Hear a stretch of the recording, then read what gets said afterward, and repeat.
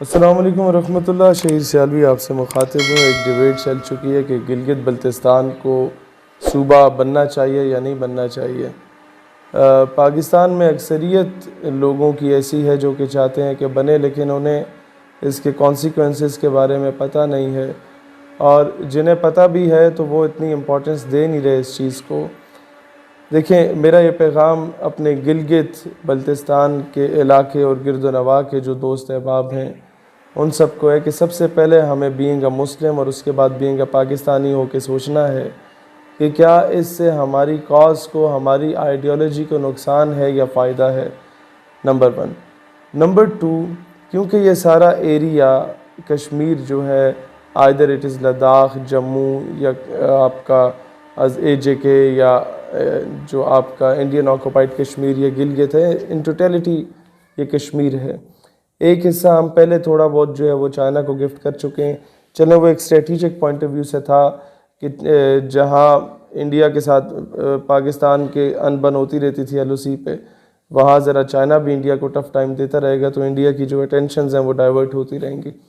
लेकिन as far as Gilgit Baltistan as a province it is concern, तो ये कश्मीर कॉज को इंटरनेशनली नुकसान इस तरह पहुंचा सकता है कि अगर गिलगित बल्तिस्तान ऑफिशियली सूबा डिक्लेयर कर दिया जाता है पाकिस्तान की जानिब से, तो इंडिया के ख़िलाफ़ जब भी हम अक़वाम आलम में जाएंगे और कहेंगे कि उसने कश्मीर को तोड़ा, लद्दाख को अलग कर दिया, जम्मू को अलग कर दिया, तो इंडिया हमारे सामने ये पॉइंट रख सकता है कि आपने भी कश्मीर को तोड़ के गिलगित अलग किया था।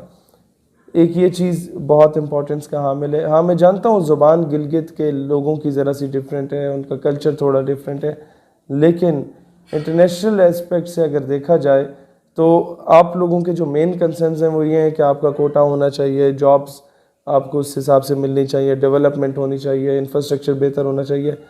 मैं गवर्नमेंट से यही कहता हूँ कि आप ये सारी चीज़ें प्रोवाइड करें, जो उनका हक बनता है उससे बढ़ के गिलगित के लोगों को प्रोवाइड करें।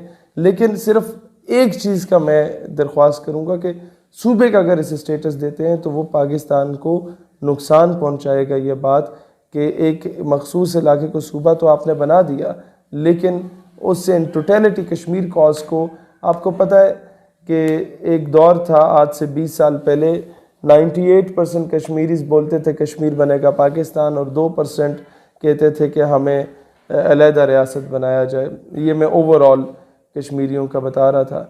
अभी वो रेशो जो है वो ख़ुद मुख्तारी की जो है वो 30% हो चुकी है, और जो प्रो पाकिस्तान रेशो वो 70% है।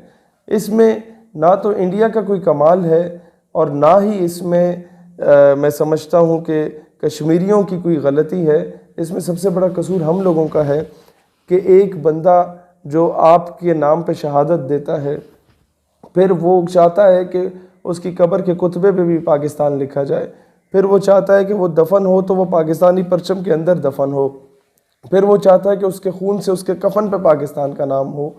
तो हम अमेरिका या अक़वाम मुत्तहिदा के प्रेशर में आके ऐसे शख्स को जो कि फ्रीडम फाइटर है, जो पाकिस्तान के लिए शहीद हुआ मकबूजा कश्मीर में, हम बैनुल अक़वामी चौधरियों की, अमेरिका वगैरह जैसे दहशतगर्दों के ज़ेर प्रेशर आके ऐसे मुजाहिद को, ऐसे फ्रीडम फाइटर को जब दहशतगर्द कहते हैं, तो कभी भी उसका बच्चा जब बड़ा होगा तो वो आपके लिए शहादत देने को तैयार नहीं होगा। उसकी वजह यही है कि हमने एहसान फरामोशी की, हमने कायदे आज़म को, मैं कहता हूँ, शहीद करवाया, हमने मोहतरमा फ़ातिमा जिन्ना को शहीद करवाया। ये कहानी फिर से ही हम लोग अपने मोहसिनों के, हमने डॉक्टर अकीब खान के साथ क्या किया, हमने अमल कांसी के साथ क्या किया, हमने डॉक्टर आफिया सिद्दीकी के साथ क्या किया। ये कूफे वाले के जो सारी खसलतें थीं ये तो इस कौम में पाई जाती थीं, लिहाजा ये माइंड ना कीजिएगा इस बात का। लेकिन हम लोगों ने हमेशा कश्मीर के नाम को बेचा, हम लोगों ने हमेशा कश्मीर के नाम पे सियासत की, 70 सालों से सियासत की, उनके खून को बेचा। लिहाजा अब मज़ीद इस तरह की कोई हरकत ना करें। तोपे, टैंके, बंदूक तो आप लोगों से चलते नहीं हैं, कोई प्रैक्टिकली आप लोगों ने करना कुछ नहीं है। जो लोग बग़ैर तनख्वाहों के शहादतें दे रहे थे उनको आपने दहशतगर्द कह दिया। तो अभी इंटरनेशनली जो कश्मीर कॉज को नुकसान पहुंचना था, उस ताबूत में आखिरी कील जो ठोंकनी थी वो आप ये सूबा बना के ठोंकेंगे। लिहाजा इस पर नज़र षानी करें।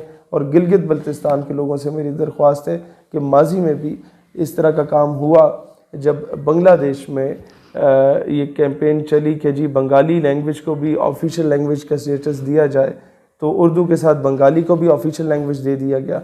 तो उसके बाद मौलवी अब्दुल हक साहब ने, बाबाए उर्दू थे, उन्होंने घेराव कर दिया पार्लिमान का। उसके बाद वो बंगाली लैंग्वेज का जो ऑफिशियल स्टेटस था वो वापस ले लिया गया। तो उससे फिर जो बगावत पहले जागनी थी वो डबल ट्रिपल होके जागी। तो अभी आप सूबे का अगर दर्जा दे देते हैं गिलगित को, उसके बाद कहते हैं कि नहीं यार ये तो इंटरनेशनल पॉइंट ऑफ व्यू से नुकसान है, और फिर जब आप ये फैसला वापस ले लेते हैं तो फिर आपको पता है कि ये बगावत की तरफ जाएगा सिलसिला। लिहाजा जो उनके राइट्स हैं गिलगित के लोगों के, वो उनको पूरे दें, उससे बढ़ के राइट्स दें, लेकिन कोई ऐसा कदम ना उठाएं जिस तरह आप लोगों ने माजी में उठाए। और अब मसला ये है कि आप तो 2-4 साल नौकरी करके दफ़ा हो जाते हैं या 5 साल हुकूमत करके दफ़ा हो जाते हैं, उसके बाद ये कौम उसका अजाला भुगतती है। इस कौम को नुकसान होता है, पाकिस्तान की टू नेशन थ्योरी को नुकसान होता है, नज़रिए पाकिस्तान को नुकसान होता है।